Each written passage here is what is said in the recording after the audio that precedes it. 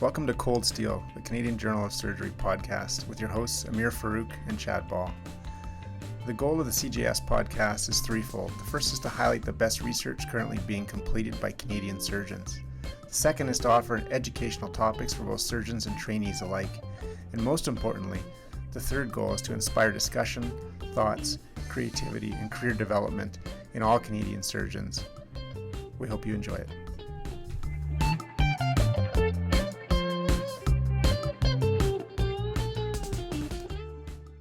Today, we interviewed Dr. Boutros, a leader in colorectal surgery and a well-published researcher on so many topics in the field of colorectal surgery.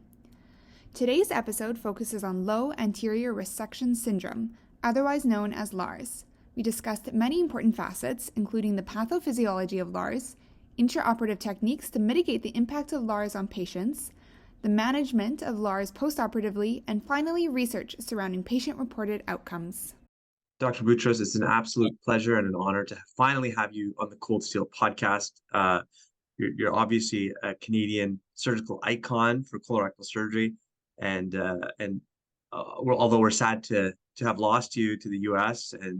and to Cleveland Clinic, we're obviously very proud of you and just delighted to have you on the show. So thank you again for joining us. Thank you so much, Dr. Farouk. It's really an honor. And when I watch the previous people on the podcast, and I feel like an imposter here, but thank you very much for having me. And I look forward to a fun chat. Absolutely. So can you tell us a little bit about where you grew up and where you did your training? Yeah, absolutely. I was born at a McGill hospital. I was born at St. Mary's in Montreal. And I did all my training at McGill. I did an undergrad, and then I did medicine at McGill. I did general surgery at McGill. And then I came to Cleveland Clinic, Florida for my fellowship. I stayed for 2 years to complete Canadian requirements for colorectal certification. And then I came back to practice in 2012 at the Jewish General Hospital, a McGill affiliated hospital. And I stayed there for 11 years. Never thought I would move in my wildest dream. Didn't have my USMLEs, nothing. I was pretty dead set on, serving Canada and being in Canada. Then a nice opportunity arose and I just moved back to Cleveland Clinic, Florida. Have not left Canada and still heavily love Canada and want to remain involved in Canada. Congratulations. That's such an amazing trajectory and pathway. I think it's worth highlighting your fellowship at Cleveland Clinic, Florida, because from what I hear from other folks who have gone to train there, it's a bit of a unique experience. Can you tell us a little bit about how your fellowship was structured at Cleveland Clinic? Sure. It's mentorship based, which I think is really nice for colorectal surgery because we do a lot more than just operate. And as trainees, all we want to do is go to the operating room and operate. So if you leave it up to trainees, most often I found from my colleagues who are training at other sites, is you go to the operating room most of the year. And then towards the end of the year, you're like, oh, maybe I should figure out some clinic or do some endoscopy. What about transanal ultrasound? And so the way it's structured here, and that's the way we structured our program at McGill as well, is whatever your mentor is doing for the month, you're doing it too. Unless your mentor is away, then you have academic time or you join another team because often there's more than one operating room running.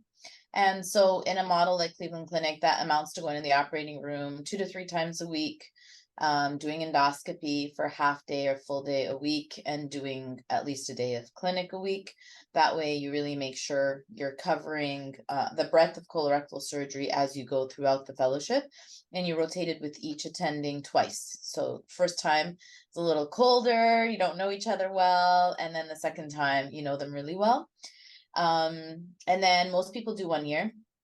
But Canadians, a lot of us do 2 years. And so and some Americans do 2 years. The second year is kind of like junior faculty, where you run Dr. Wexner's practice essentially. And he has 2 to 3 rooms at times. And so you run the second room and you have a trainee with you, either a fellowship council trainee or a ACGME trainee. And so you get an opportunity to, try out your junior staff skills before I came home to McGill, which was really nice. So it made for an easy transition where I had no issues working, with residents and giving up parts of the case and teaching them. And I was just fortunate. It worked out that Dr. Wexner was in his ASCRS presidential year when I was here. So it meant doing a lot of stuff with him, helping him prepare his presidential address and helping him with a lot of the ASCRS endeavors. And so I got to know a lot of people and just figure out how he thinks and works. And so it's a cool second year. Busy. Yeah, it's a really like a neat sort of mentorship sort of model where you really get to work with someone and see what goes into their life, not just in the operating room, which is sometimes what we all gravitate towards, but it's not this total of someone's life. And particularly like, someone like Wexner, his career has been a lot about what he's done outside the operating room. Absolutely. And so that's a really cool model, hey? Yeah. So tell us a little bit, about your practice now at Cleveland Clinic. What is sort of your setup like, and what's it like to work down at Cleveland Clinic after having been at McGill for many years? Yeah. Well, what I have to say, really, what I'm most struck with is we do really good medicine in Canada. And I think we should all be extremely proud, and I will always be extremely proud. I think that's the high standard to look up to. We offer really good evidence-based practice to our patients. We're a lot less swayed than what's happening in the American culture in terms of surgery. And I think we should be exceptionally proud that we're doing what's new, what's great, and what's evidence-based for our patients. The other stark difference is that we are so resource-stricken. And that's the heaviest load that we carry. And I think we need to acknowledge that. And we do really great for our patients in the system that we have. And why I like the Cleveland Clinic and why I would have even ventured to come down south is that it's a very value-based model and not productivity-based model. It's all about value here and very evidence-based practice. Unfortunately, what I see referred in is a lot of the Wild West being done at neighboring institutions and across the country. And so I think it's a scary, different field. I have to say here at Cleveland Clinic, really, it's because it's value-based, so I feel comfortable. I feel like I'm in Canada with a bit more resources to do the things that we would have liked to do for our patients. So operate in a timely manner and, get them to see all the consultants in one day rather than come back and forth to the hospital, things like that. We had 3 ostomy nurses here. We have 6, things like that make a difference and make it a little lighter. But yeah, the quality and the value is the focus here. But outside of this little bubble, I'm seeing all sorts of things being referred in, unfortunately. So my practice here is very similar to Montreal. That's what I asked for in coming back. And so I operate once a week. I'm in clinic once a week, and I'm in endoscopy half a day a week. And the remainder of the time, I'm focusing on research for the Digestive Disease Institute here. And my main project is really getting us to use patient-reported outcome measures in clinical practice. And it's nice because they have the infrastructure to do so. So that's kind of my pet project that I'm working on now, along with my research goals. That is so cool. And I like how you very politely and gently stated that the issue about resources really is quite a stark difference sometimes when you see what the American institutions can provide for their patients. And you're absolutely right. Like what we can do here in Canada when we're kind of strapped sometimes. It's really not fair, right? Yeah. And I think it takes a toll on us. Like it makes us tired. And I want to say it in a positive light, like just pat ourselves on the shoulder that we're doing such a good job despite the limitations we have. At the end, we're doing really good care. And we just need to take care of ourselves, because I think the hardest thing that weighs on us in Canada is how am I going to get this done? It's not what should I do? We all know what to do. Lots of really amazing surgeons. We're pushing the limit of everything that's new and evidence-based. It's just, how do I get it done? How do I get the time? How do I fit this patient in? And it really weighs on us. And just acknowledging that and knowing that takes a big toll on us, and taking care of ourselves, I think, is super important, and each other. Yeah, no, I couldn't agree more. Well, listen, there's like a million things we could talk to you about from a research perspective. I mean, you really, the breadth and depth of colorectal surgery, you've plumbed, right? You know, whether it's diverticulitis, we could go on for days talking about all the different things that you looked at. But I think one of the things that I think affects a lot of patients, whether you're in colorectal surgery or general surgery, is low anterior resection syndrome. You've really uh, this has become an area that you've really done the seminal research in now. And so we wanted to talk to you a little bit about low anterior resection syndrome. So for anyone who doesn't know what this clinical syndrome is, can you tell us a little bit about what low anterior resection syndrome is? Sure. Thank you, Amir. When we remove the rectum or even the rectal sigmoid, we anastomose the colon to the residual rectum, and patients are really happy that they don't have a permanent bag. Unfortunately, the rectum's a great reservoir, and when you do without it, patient's bowel function is quite disturbed. So low anterior resection syndrome became popular only 10 years ago when our Danish colleagues developed a score to measure it. But essentially the 5 elements of the score that they created are incontinence to gas, incontinence to solid stool, clustering of bowel movements, as well as urgency and frequency. And the clustering of the bowel movements seems to be one of the most problematic ones because the patients don't have that nice reservoir anymore, as well as the neural feedback that they had before. And so patients will go to the bathroom, have a small bowel movement, come out, go to the bathroom, have a small bowel movement, come out. And many patients are toilet bound for an evening, for a morning, or it could be unpredictable, but this can go on for several hours. And so that's, patients don't know how to describe it often. They'll come reporting that they have diarrhea or that they have a complication of their surgery. But it's this constellation of symptoms. Other symptoms that are not captured in the current LARS score are difficult evacuation. So some patients will sit on the toilet and nothing will come out, and they'll have trouble evacuating.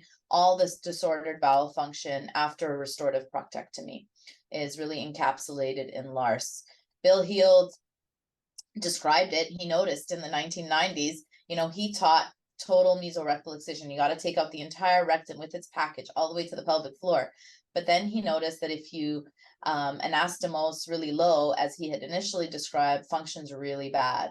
And if you just save 3 to 5 centimeters of the distal rectum, patient's function was significantly better. So he described that in the 1990s. And I found a review paper in 2000 where people started talking about LARS, but it really took on its shape and form in 2012 only. So it's a newer concept, but definitely something our patients have been experiencing for decades. What kind of got you interested in the topic? The patients. So, coming out of fellowship, you're like super excited when you get a rectal cancer. It's a challenge. And then if you can do it minimally invasively with good oncologic results, you're like really happy and you feel like you've done so well. So then you see them in clinic, these bigger guys who have tight pelvises, and you've got that coloanal, and then when you reverse them, they come back and they're miserable. And you're like, but wait, you're cancer-free. You got that anastomosis that I worked so hard from. I had one patient who asked me if he could have a stoma, like in his first post-op visit. So can I have the stoma back? I was like, oh my God.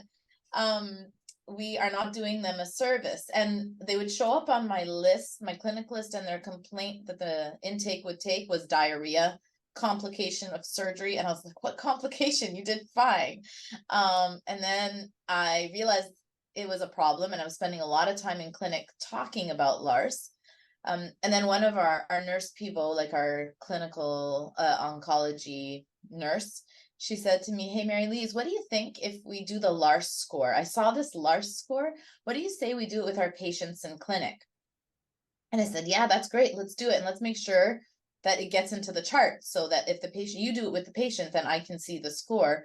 And it sort of started organically like that. It was her idea. And since then, I felt like this is something that we as clinicians in survivorship visits, were really busy. I don't know about you guys, but they're probably scheduled 15-minute visits where you just put up the flex, check on them. And I don't have that much time to talk about LARS. And even though we talk to them about it pre-op, there's information overload for our poor patients at the beginning, especially with all the different rectal cancer treatment strategies. And so I felt like we've got to do our patients better. And so that's how I started to be interested in what's going on with LARS.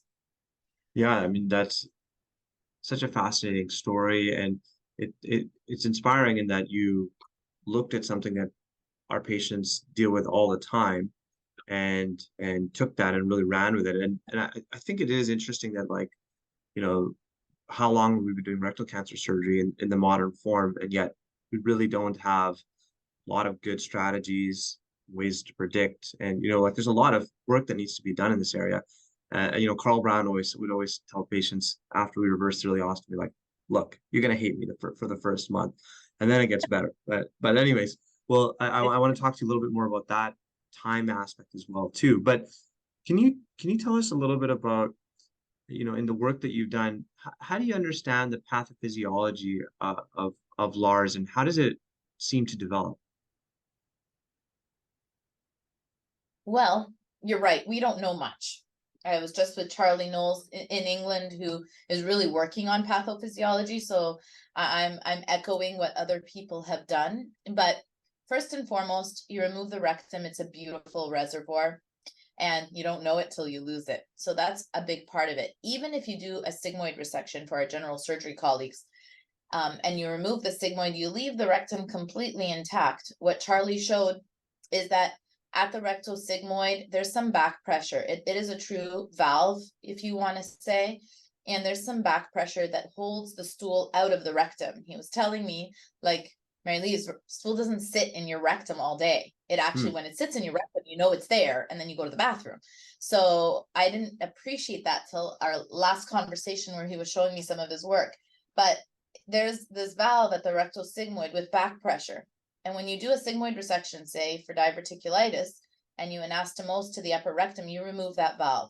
And so our patients, even after an anterior resection or sigmoid resection, also have disturbed bowel function, much less so because they still have the nice rectal reservoir. So rectal reservoir that you lose, loss of that rectal sigmoid, angle with back pressure, keeping the stool in the colon. And then when we mobilize the left colon and bring it down to create the anastomosis, we create autonomic denervation, which actually causes increased colonic motility. And so there's the clustering feature.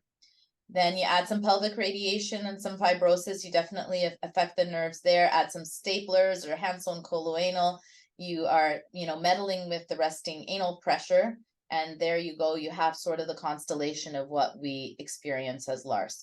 A big part is that rectum is so beautiful. It has a very large capacity to expand, and you lose that with our resections. How much of it is related to dissection along the hypogastric nerves? Because I think that's something that, like, gets ingrained into you when you're doing these operations, that you have to protect those nerves. So how much of that actually plays into this? Yeah, they're studying that in humans right now, but in animal models, it's what's causing the increased colonic motility, and so we're not sure yet in the humans what the impact is. Dr. Knowles and others are looking into that, but yes, for sure, there's some dysregulation based on the nerves that get at least a paresis, if not paralysis, with our surgery. Yeah, and you mentioned the bit about radiation. Are there certain other risk factors that are really prominent to you? I think we talked a little bit about the height of the anastomosis. That clearly intuitively makes some sense. But are there some other risk factors that you've identified from your research that really make people prone to having LARS? Yeah, there's a few interesting ones. The duration of diversion, and that in our system, patients remain with their temporary ileostomy for longer than they need to clinically, just because of wait lists. So on average, they wait at least a year in our cohort. And we found, as well as colleagues in the UK found, that the duration of diversion impacts the degree of LARS after you close the ileostomy. And so that's a factor. So if we can close our patients earlier, that would help. And that's just a systems issue. One that came up in a cohort study that Richard Garfinkel did, and then we looked at it in the literature, and it's time and time again shown, is that actually younger patients report higher LARS. And you would think that older patients have weaker pelvic floors, weaker muscles, and they would have higher LARS. And we know from the general population, Jenny Moon did this, we looked at the LARS score in just the general population and found that the older you are, and women more than men have major LARS, and a good 15% of the older population have major LARS without having any colorectal surgery. So it's not a very specific instrument. But back to the younger people, I think the younger people have to get back to work. They have so much work to do. They have kids to take care of or roles in their lives, and they have a higher expectation of what their function is supposed to be like. And I think they're probably more critical of their function. That's the way I can best understand it. But that's a repeated finding in many different cohort studies, that younger age have higher LARS. And so that's even another reason why I want to keep pushing this field forward, is that, we're seeing rectal cancer in younger and younger people. We're getting really good at curing rectal cancer, thankfully, and they're living longer and longer. So we have this huge cohort of rectal cancer survivors who need to go back to work. They need to function. They need to fulfill their roles, and they're not able to. And so younger age, and then female sex was also found in multiple studies. And I think the sphincter is generally weaker in women. That could probably be an attributing factor. And then we also have all the insults from birthing and delivery that affect the pelvic floor. So those are some of the other one. Oh, and anastomotic leak. And that also makes sense, because it probably makes the whole pelvis fibrotic. Right. Yeah, that the piece about the younger patients is super interesting. So when you're seeing patients in clinic, what are you mentioned the actual LARS score. So just remind us again about what the components are for that. And how do you sort of suss that out and try to categorize how significant their LARS is when you're practically seeing someone in clinic? Yeah, so it's a 5-item questionnaire, and it was created by surveying patients and with patient input in Denmark. And it's anchored to a simple question. When they created the score, it was anchored to a question: how much does your bowel function impact your quality of life? A lot, a little bit, or none. And when they anchored it to that question, they created 3 categories: major LARS, which is a score of 30 on 42 or greater, minor LARS, and no LARS. And so in clinic, ideally these patient-reported outcome measures, the patient should do it without the clinician, but we hand it to them. Our nurse used to hand them a piece of paper. They just score their LARS when they walk into the clinic to see us. They'll come in with their sheet. So that, number one, opens the conversation so that it's not left out of the survivorship visit. And rather than trying to understand from them exactly what's going on, because it's very qualitative and colorful sometimes and hard to articulate, you have a score that kind of tells you what's bothering them the most. And then I try to figure out, is it bothering them in the morning? Is it bothering them in the evening? And what's it impeding them to do? So a major problem with the LARS score in its current form is we don't know if it's really bothering them at all. Like if they're working from home, then they're fine. They can go to the bathroom in and out. Whereas somebody who can't return to work or has a very physical job, then the LARS score might look the same in both those people. But so you need to tease out from them, how is this affecting you? And we're currently working in an international collaboration to create a new LARS score, which really combines a wider array of symptoms, so 8 symptoms rather than 5, with consequence or bother. Because if the patient is experiencing a symptom and has a high LARS score, but it's not bothering them, well, there's no sense spending any time or teaching them any self-help technique. Whereas they might have a minor LARS score, but they can't get their kids to school or can't get to work, and it's impacting them a lot. So the LARS score is an evolution. The first LARS score is great at screening patients. Do they have LARS? Yes, no. But it doesn't really tell you if their symptoms are getting better. It's not very sensitive to change, and it doesn't tell you if it's bothering them or not. So long answer, but in clinic, I think it's good, very good to screen for LARS, because patients will often not want to bring it up, Like they'll be like, oh, Dr. Farouk is very busy. He's a surgeon. I'm not sure I should be bringing this up with him. And so unless you ask, they might not bring it up. So having the LARS score being administered, just a piece of paper while they're registering, or, you know, as part of your electronic chart, and then it comes to you, then you know how much of your discussion you can address this issue with them. But then in my studies, I was observing that the LARS score doesn't change. I powered most of my studies to quality of life. And thankfully so, because the LARS score doesn't change much over time, despite patients feeling better, because it's not that bother or that consequence. Nonetheless, I think it's an amazing clinical tool to identify LARS, open the discussion about LARS, and teach patients about how to manage their LARS.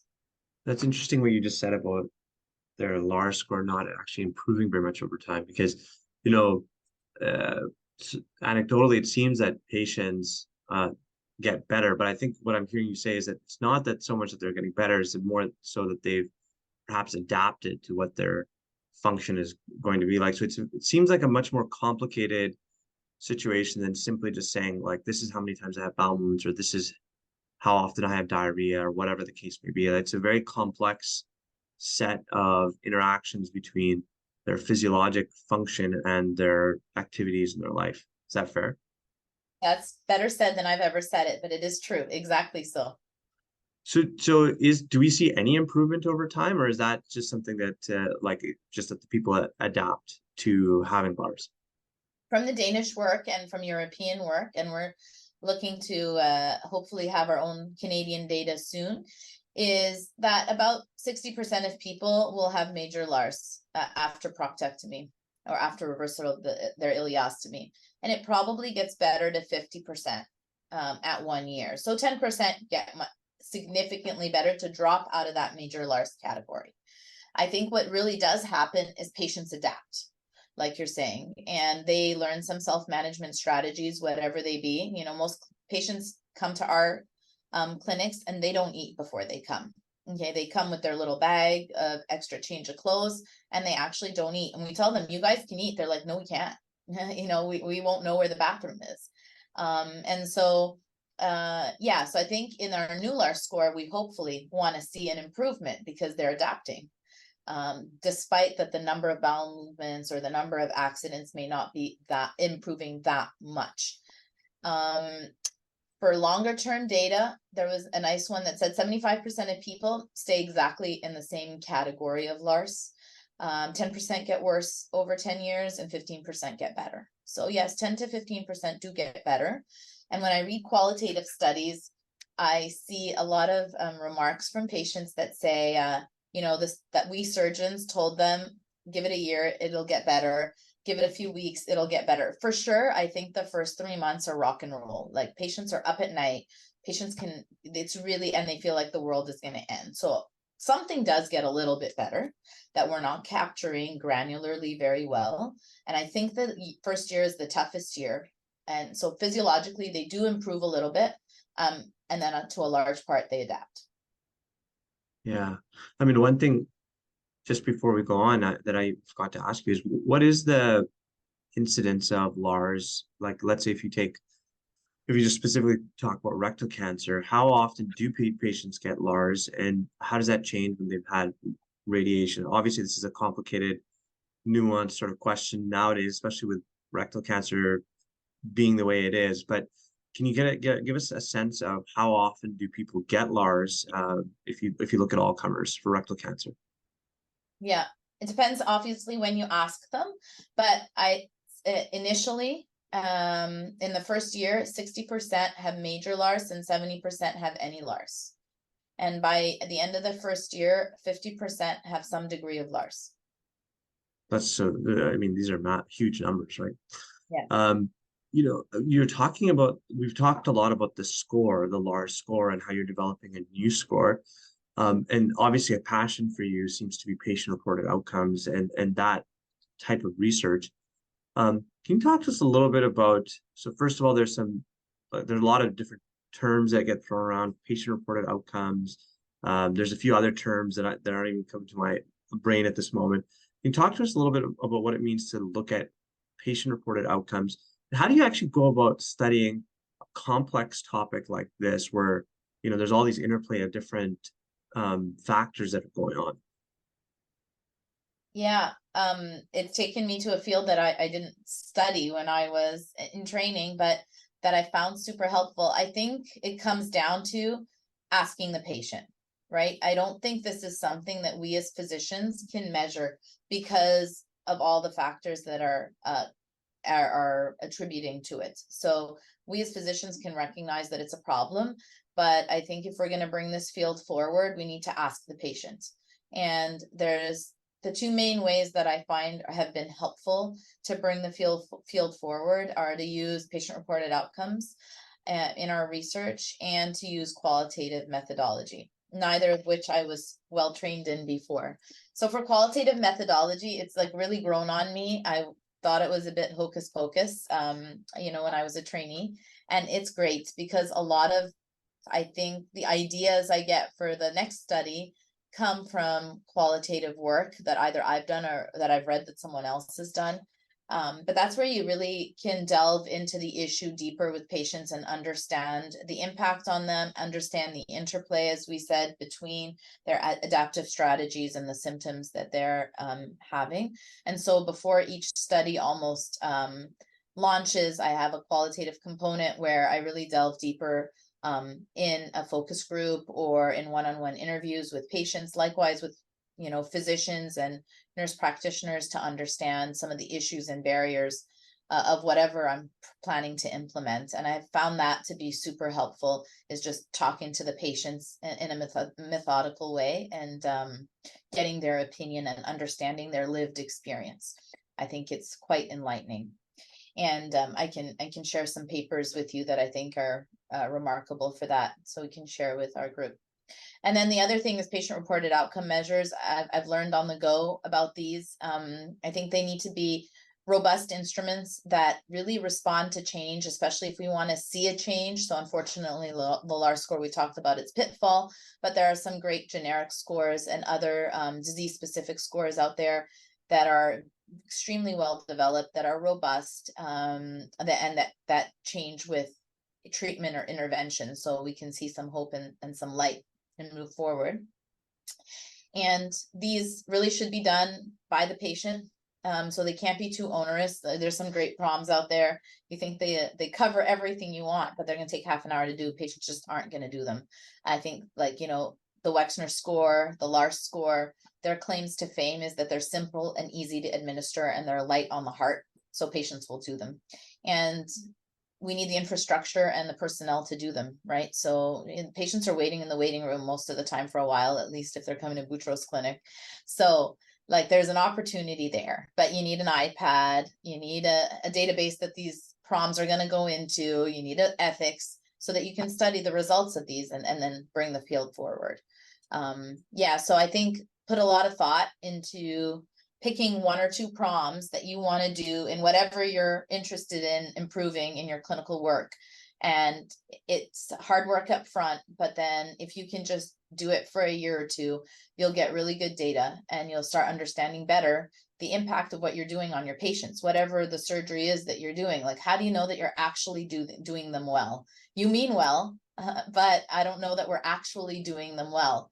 And for LARS, for example, doesn't mean we're going to stop doing rectal cancer surgery. Probably not going to change what we do.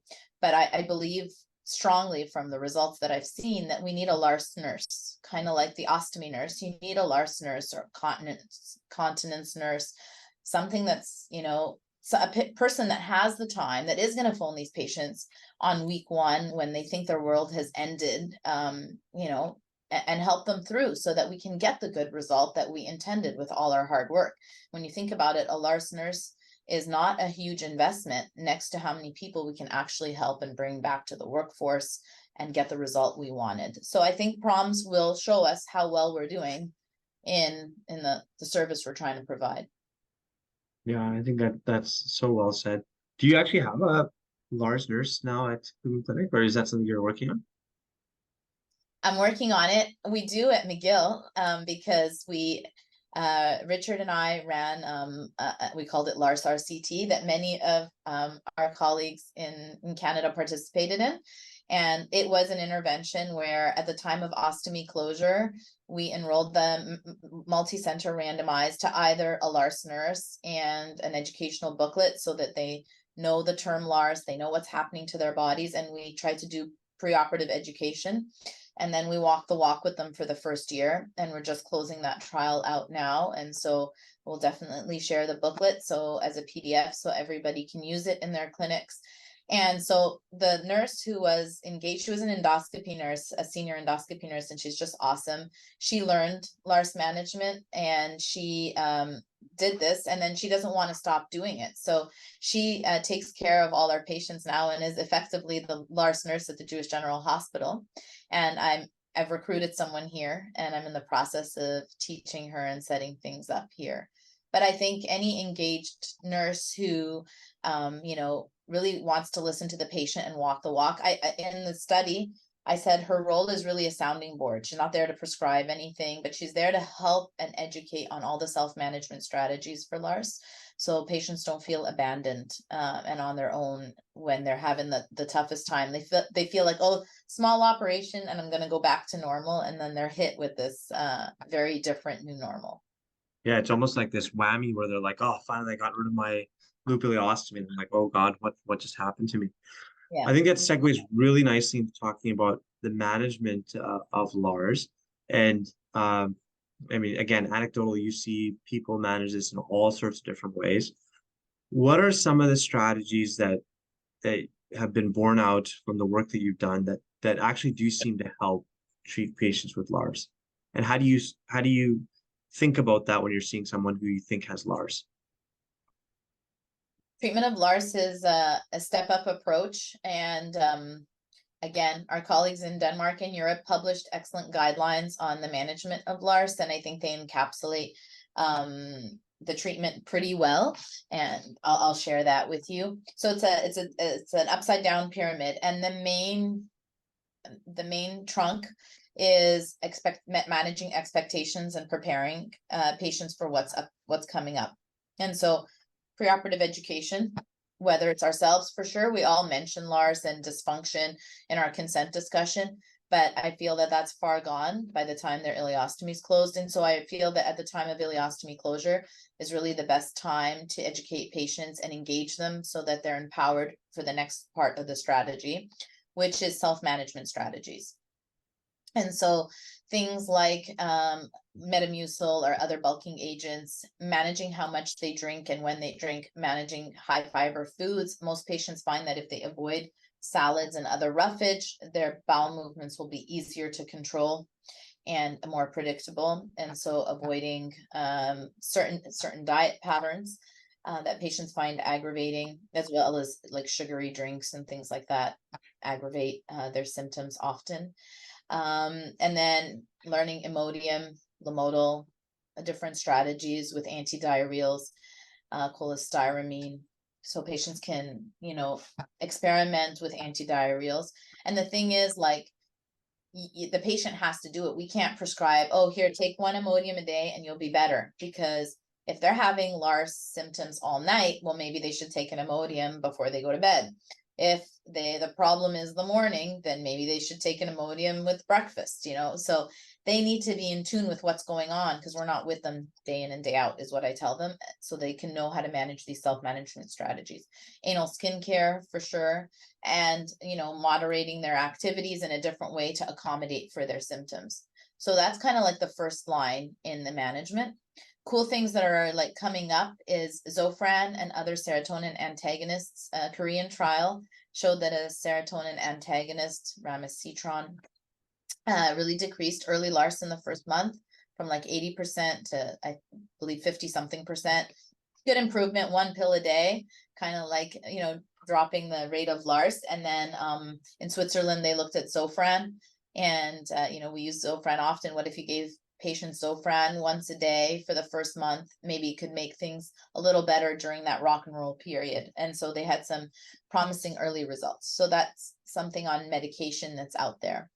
And then the next adjuncts that we can offer our patients is biofeedback or pelvic floor rehabilitation. And I don't know what it's like in Ontario, but in Quebec, it's hard for patients to get a pelvic physiotherapist, unfortunately, and it's all privately paid. It helps. Basically, the summary for pelvic floor rehab is, and for those who aren't highly colorectal people, it's really muscle retraining of the pelvic floor. And so our physiotherapists who are trained in the pelvic floor can use electrodes and balloons in the anus to really teach patients to re-engage their muscles down there. It helps while they're doing it, is what the data shows, maybe for a couple months after, and then it drops off again. So it's not the be all or end all, but for patients who are motivated and have the means, it's something that they can try. And I've done it for some patients who want to try even at the time where their ileostomy is in place, so they get the process going. So when their ileostomy is closed, things are already in motion. The thing that I'm really fired up about, and I find has dramatically changed people's quality of life, is transanal irrigation. We have a crossover trial on that right now. And again, the Danish have been using it for a lot longer, and it just hasn't, made way in North America. But basically, patients can take a soft catheter. This is a commercial catheter. Patients can stick a soft catheter in the anus. There's a balloon that they inflate that occludes the anus, and then a pump to fill a liter of, tap water in a bag. Then it releases and it irrigates out the whole colon once they open the balloon and they can expel it. It's a process that takes about 20 minutes for most patients, and then they won't have a bowel movement for 2 to 3 days.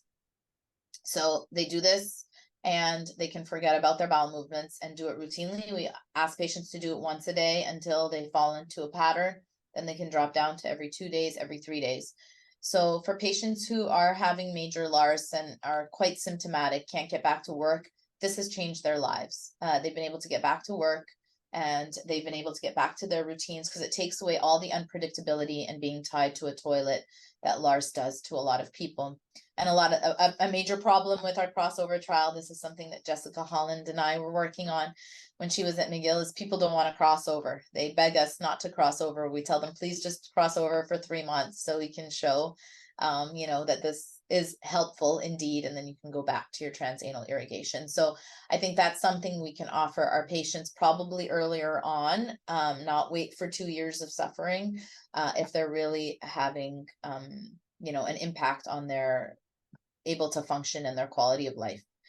Another thing that we can offer our patients is sacral neuromodulation. Again, hard to come by in Canada, but definitely can point people to who can help out. Our urologists are helping out, and Dr. McFadden at University of Sherbrooke is helping out.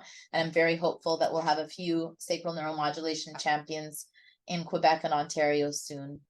And so sacral neuromodulation's been awesome for fecal incontinence. It's, been proven to improve fecal incontinence, drop it by half essentially, and be durable for over 10 years. And so people have tried it in LARS, and it works. It works in LARS. I find it works for the fecal incontinence component of LARS more than the clustering component, is my anecdotal experience. That's an amazing overview. And can I just pick out a few things, just being purely selfish when I have patients, although none of my patients have LARS, just so we're clear. Right. So specifically about the Metamucil, is that problem? It sounds like almost like that it's problematic to have fiber for patients who potentially have LARS, or did I misunderstand that? Digestible fiber seems to be problematic, whereas undigestible fiber like Metamucil is less problematic. It absorbs the water and clumps the bowel movements together. So yeah, they're two different types of fiber, essentially, is what I learned in figuring out this stuff with patients. And so it remains undigested, and so it seems to help with clumping the bowel movements together and absorbing water, whereas salad and other roughage is problematic. Okay, and it sounds like for the Imodium, that's really something patients have, and this is what I typically tell patients as well too, that it's something that you have to sort of titrate or play around with to see if that helps. Yes, and it works for some patients like a charm, And in other patients, it backs them up for 2-3 days. And then they get this aftermath of Imodium that is terrible, almost worse than the symptoms themselves. And so it's not worth the effort. A lot of patients will use it if they're coming to the doctor, going on the airplane, going to a wedding. And so if they can figure it out and titrate it, as you said, then it works well for some. Definitely is not like the one pill that's going to fix the problem for most. Totally. And cholestyramine, that's not something that I have been typically, I almost thought of it more of the patient who had refractory diarrhea after right colectomies and losing their TI. But where does cholestyramine fit into the picture for LARS, and how do you use it? Yeah, same. I mean, I try Metamucil, Benefiber. If that doesn't work, and Imodium, it constipates them too much or gives them cramps, because some patients don't really like the experience of the antidiarrheals, then cholestyramine is just something else in our armamentarium that hopefully can cause still some bile acid absorption despite, having their TI and cecum, but causing some bile acid absorption and hopefully helping bulk their bowel movements. It works for some. It also doesn't taste great, so a lot of patients don't like it. And, in the absence of what sounds like really cool innovation with the transanal irrigation, and I've talked to Jessica Holland about that work that she's done too, and it sounds super cool. Do you find that ever just having patients give themselves enemas or things like that, is that also helpful for patients who have LARS, or does it not really make a difference in the absence of what sounds like sort of like colonic irrigation? What got me interested in it is I was recommending an enema, and I think it works. It works less so. It's not as good, but patients know how to take an enema because they do it before coming for their flex sig. And so, especially when things are terrible in the first few months, I would tell them to take an enema before going to bed, just to hopefully give them 3 or 4 hours of sleeping before the clustering happens again. And so it's kind of like a baby step up to transanal irrigation, and definitely good advice. It doesn't work as well because they still have their colon full of stool, but I was using it far before. I even had taught patients tap water enema. Anything to get rid of stool in the left colon, give them a few hours break for sure. One thing we didn't actually talk about. Sorry, no, go ahead. You can ask them, like, when you come for your flex sig in clinic, are you okay that day? And if the answer is yes, then okay, well, so why don't you can do that more often then, if it's helping them. That's a good measure if it's working or not. And then I tell them to empty out the fleet, just use the water, like tap water, in the fleet bottle. They don't need fleet every time. One thing we didn't talk about is actually any intraoperative techniques. Like, a lot of things we can't modify, whether they need radiation, how low you have to go. That's not within our control. Are there any operative techniques that seem to benefit and help people with postoperative LARS? Yeah, I can't believe I forgot to mention that. That's great. So the only thing kind of in our control is if we can do a reconstruction. And so here in fellowship, I had learned the colonic J pouch, which really necessitates mobilization of the splenic flexure every time, and a redundant enough colon that you can form a full colonic J pouch, which is an 8-centimeter limb. And so I sort of backed away from that because it's extensive. And I really love the Baker anastomosis, which I had learned in residency training, aside to end. I feel like just as an anastomosis, it's a nicer anastomosis. You're not trying to make the small colon and the big rectum, meet. Rather, the side limb, I feel, just sits nicer. And so people have looked at it, and it's equivalent to the colonic J pouch in terms of function.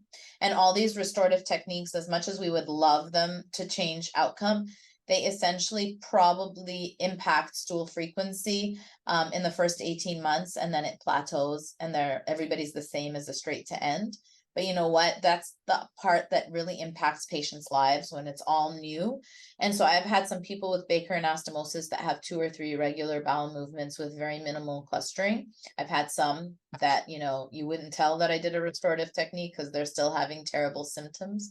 But I always try to do a side to end Baker anastomosis if feasible. That's fantastic. Yeah, I think that's a change. That and avoiding a leak, but we all try to avoid a leak. So what are we gonna do? Yeah. It's such a bane of our existence. Oh my gosh. I know. So there's so many, honestly, we could talk about this for hours. I do want to highlight some of the work that you've done looking at the actual impact of LARS on patients' lives. And, in particular, you and Jenny Moon just recently had a paper come out about mental health issues for patients who have LARS. There was a great paper that you and Richard Garfinkel put out about financial toxicity. Can you talk a little bit about the impact that LARS has on these patients, not just from a physiologic perspective, but globally within their lives? Yes, absolutely. The financial impact one really stemmed from, what I was seeing in clinic is patients weren't able to go back to their same jobs or to work at all. So I had many patients who would kind of prolong their sick leave and take early retirement, and others that had to change their shift or change their job. And so what Richard and I did is we looked at the financial stress and strain as another patient-reported outcome measure. And we looked at it in our rectal cancer patients, about 150 patients, if I remember correctly. And we looked at, who had major LARS and the association of major LARS with financial stress and strain. Of course, there's recall bias because we asked them, a couple of years out from their surgery. But 50% of patients who had major LARS reported significant financial stress and strain, which was remarkable. And when we delved into it, it was that they had to delay their return to work, take early retirement, change their job, or change the time of their job. And, when I presented this to my colleagues at research meeting, they're like, no, there's got to be something wrong here. That's not really happening. And it's true. Like half of our patients, half of our patients will have very bad LARS. Half of those will have a very significant financial impact because they're not able to return to their occupation as it is. And so, and that's, in Montreal. And so it is definitely pervasive. And that led to the work that I did with Jenny. Jenny was really passionate when she entered her research time, that she really wanted to make patients better. And she was really passionate about LARS in a patient-centric way. And so we looked at the impact, knowing the work that Richard had done, we said, let's look at the impact on mental health. And so we used a UK database, which is pretty cool. It's a primary care database that records a lot of symptoms and lifestyle factors. And it's a longitudinal data set. And Richard used it too in his master's. And it was super neat in that you can follow patients out. So we followed 2,000 proctectomy patients for 5 years. And 1/3 of patients had de novo mental health disorder, defined as a visit to a psychiatrist or a psychotropic medication, like an antidepressant or, all the psychotropic medications be prescribed. And it's 1/3 of our rectal cancer patients. Those are the UK patients. I'm sure ours in Canada are not any different in their long-term survivorship. And we found that was significantly associated with bowel dysfunction. Not surprising. So it definitely has a pervasive effect. And we're not screening for mental health in our clinics. But we see it in their faces. We see it like we're like, you should be good now, you're cancer free. But it's pervasive. They go through a lot. They go through a year of treatment, our patients, if everything goes smoothly, to become rectal cancer free. And so I think it has an overall big impact on their lives. And the younger patients are, I think, the greater the trauma to them, their children, their wives. I've seen, we had a really good psychology team for our young rectal cancer patients at the Jewish, and they go through a really rough period. I think we can all imagine what it would be like. So Yeah, having a it's quite stoma, there's so many aspects to that. Dr. Butch, this is an amazing chat and really like a crash course in LARS. And if no one else has learned anything, I've learned so much that I'll immediately apply to my practice. But I have to be selfish again and ask you, you've gone on and done some amazing research in the time that you've been a staff. It's really like amazing to look at all the different things that you've done. What advice do you have for people starting out who are interested in doing research? How do you go about building a research program the way you've done? What do you think are some of the key tips or tricks and advice that you give to people who are starting out, who want to build a research program like you have? First of all, this is the best pep talk I'll get this year. So Thank you. I would say believe in yourself, and focus as early as you can. So when I came back to the Jewish in 2012, the CEO was at the time was a surgeon, and he really wanted to help me out. And he was like, so Marylise, like, what's your elevator pitch? Like, what are you trying to solve? And I was like, oh, I want to do colorectal surgery research and make the world better. And I had zero pitch, zero focus.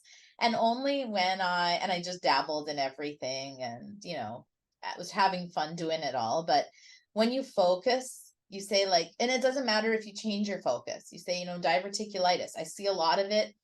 It's all mixed up. I want to make it better. Whatever it be, focus early and identify a problem that you think you want to work on. Doesn't matter if you're not married to it all your life. But when you focus, then your clinical work, your research work, your grants can build up. And I honestly only did that 5 years into practice. The first 5 years were all dabbling. And I kind of, you lose speed there. And so that would be my best, is if you can't give an elevator pitch to the CEO, you're not going to move forward. You won't get funders. You won't get money. You won't get people saying, hey, this Marylise person, she's interested in LARS. So people know that. So they can invite you to do that. You can join collaborations to do that. But otherwise, you're just this person doing a lot of stuff, is what I was doing for the first 5 years. I think work with good people. It's all about the team. A lot of what I've done, I had no idea how to do. And till now, I lean on a great team, whether it be the trainees who did all the work. I just get to orchestrate it. And then I have like a grant team who helped me. And so you really got to get a grant put together early, and don't be afraid to put, pen on paper or, type it out. And then you give it to people who are going to tear it apart. And usually they're non-surgeons. So those are my favorite people. And we made verbs with their last names, because they really they kill it. And that they're going to bring your grant to the greater level, and you got to give them time to do it.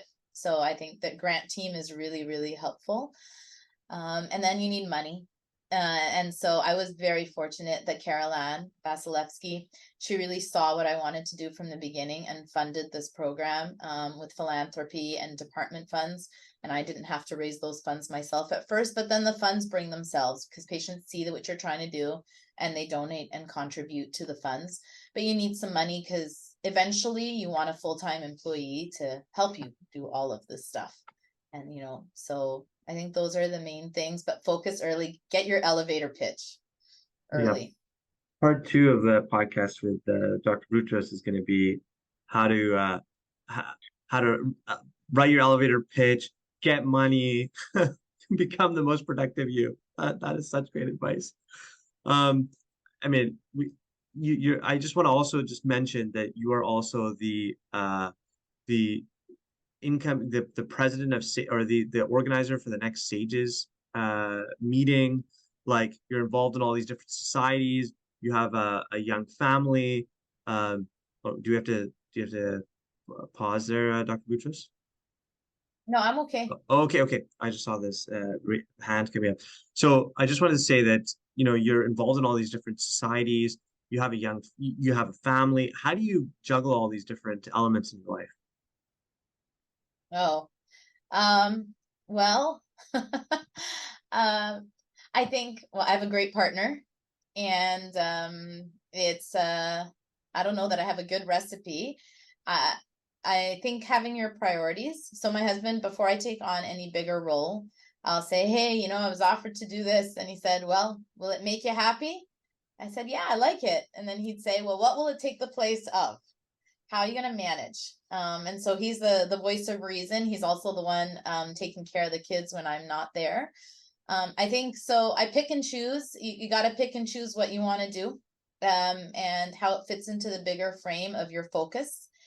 But a lot of these things make us really happy. Like, we love taking care of patients, but society work makes us part of a greater community. I learn a lot. I make a lot of, it's kind of like my social surgical circle.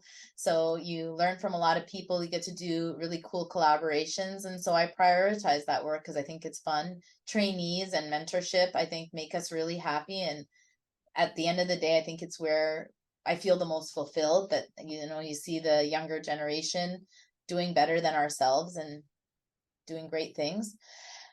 And so something's got to go. And so my social circle is really my friends' kids and what they want to do. And a lot of my good friends from the past, I keep in touch with very seldomly, and they like me for who I am, I guess.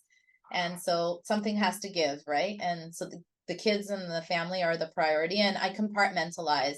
So the weekend is really theirs. I try to schedule nothing on the weekend unless it's like I'm on call. And even then I'm in and out and I do what I got to do. And if I travel, then I try to accommodate during the week that I do a drop off or a pickup so that I'm there. You know, during the week, I try to be home a little bit in the evenings to see them before they sleep, and then get back on Zoom or whatever it is we're doing after the kids are asleep. And so I think having compartments and a schedule that you follow really helps, and a partner who's understanding and doing the heavy lifting for sure.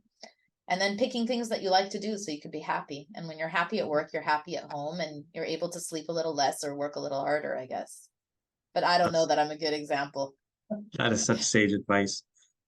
Dr. Boutros, we always end by asking our guests as sort of our closer question, which is, if you could go back in time to when you were a chief resident or perhaps an early attending, what advice would you give yourself knowing what you know now? I think really believe in yourself and know your value. I always felt like there's so many great people. I'm just like, you know, I don't know why these people believe in me. And I still think that sometimes, but whether you're in surgery or in clinic, or in research, people can sense how much you believe in yourself, I guess, and they'll believe in you more if you believe in yourself. So I'd say trust yourself, believe in yourself, introspect and see what your goals are, and just believe them and do them. So yeah, that's what I tell myself. Be a little bit more self-believing and not wait for outside, you know, telling you that you're doing the right thing.